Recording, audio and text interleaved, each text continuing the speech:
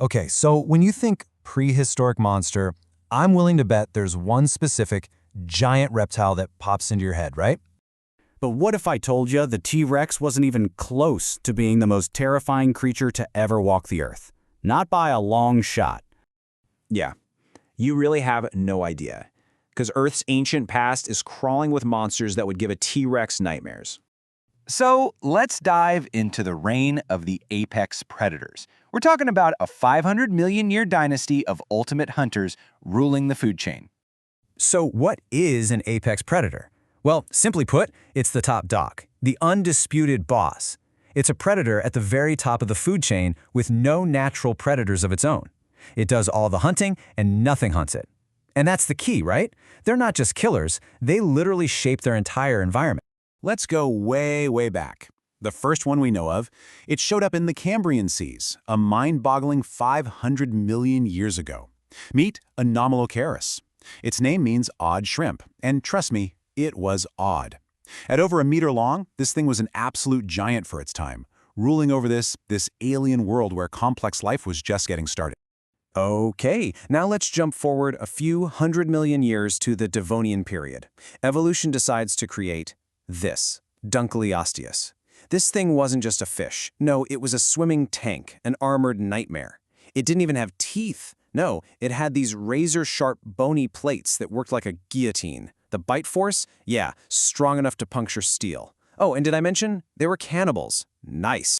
And then, of course, you get to the celebrity of the bunch, right? The super predator everyone knows, Megalodon. And look, you've got to forget everything you think you know about a great white. This shark was 3 times bigger. We're talking a 20-meter-long hunter that snacked on whales and dolphins. So you're probably noticing a theme here. These predators weren't just scary, they were huge. For millions and millions of years, Earth was going through an age of giants. It's like life itself was just pushing the boundaries of how big it could possibly get. Which begs the question, right? Why? Why were they so big? What was going on that allowed these animals to get so enormous? Well, it turns out the planet itself was basically serving up the perfect recipe for gigantism. Okay, so there were 2 major factors at play. In the sea, it's kind of simple, buoyancy. Water can support massive weight in a way that just isn't possible on land. But on the ground, the secret sauce was in the air itself. We're talking about way higher oxygen levels. Just try to imagine breathing air that's, say, 30% oxygen instead of the 21% we have today. That extra fuel could have supercharged the growth of pretty much everything that walked or crawled. So just how big are we talking in the water? Well, say hello to Ichthyotitan. This is the largest marine reptile ever found, estimated to be a staggering 25 meters long. And to put that into perspective for you, when they first found a piece of its jawbone, it was so huge that scientists thought it had to belong to a massive land dinosaur. And what about on land, with all that extra oxygen? Well, it didn't just make bigger reptiles, it created this. And no, that's not a reptile, it's not a mammal, that is the largest arthropod to ever live. This is Arthropleura. It was basically a giant millipede that grew to an unbelievable 2.63 meters, that's nearly 9 feet long, and weighed over 110 pounds. This thing is the largest land invertebrate of all time. Seriously, just try to picture that scuttling towards you through an ancient forest. No thanks. Okay, so size is one thing, but size wasn't the only experiment happening. Earth's past was also about the just plain weird. We're talking about creatures so strange they genuinely look like they were ripped from a sci-fi movie.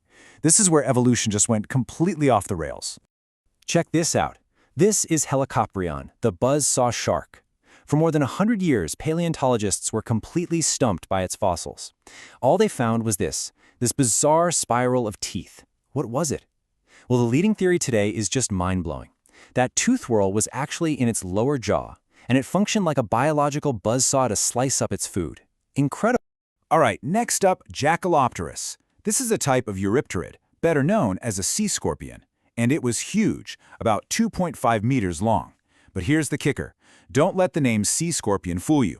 This thing wasn't living in the sea. Nope, it was stalking freshwater rivers, using those giant claws to snatch up armored fish. And then there's this thing, the Tullumenstrum, affectionately known as the Tully Monster. And honestly, what even is this? It's got a body like a squid, eyes on stalks like a snail, and this long trunk with a claw full of teeth at the end. To this day, scientists are still arguing about what it is. Is it a vertebrate? An invertebrate? We just don't know. It's a complete evolutionary puzzle. And check out this more recent find from the 500-million-year-old Burgess Shill. This is Mossura fentoni. Its nickname is the sea moth, and it's a trip.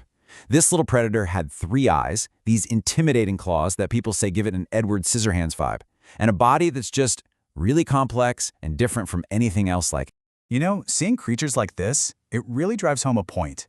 The story of life on our planet is nowhere near finished. Paleontology isn't some dusty, static science about old bones.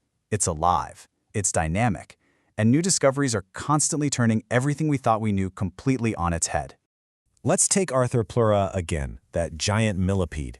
Here's a crazy fact. For 170 years after we first found its fossils, nobody had ever seen its head, not once. All we had were pieces of its armored body. Its face was a total mystery. That is, until very, very recently. Just this year, in 2024, scientists found these incredibly well-preserved fossils that finally showed us its face. And it is so much weirder than we imagined. It's this bizarre mashup of a millipede's body and a centipede's head. But the really wild part? It has these stalked eyes, like a crab or a snail, a feature that no modern millipede or centipede has. And maybe the biggest twist of all?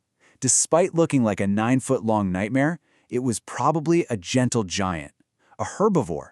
They're even calling it the cow of the Carboniferous.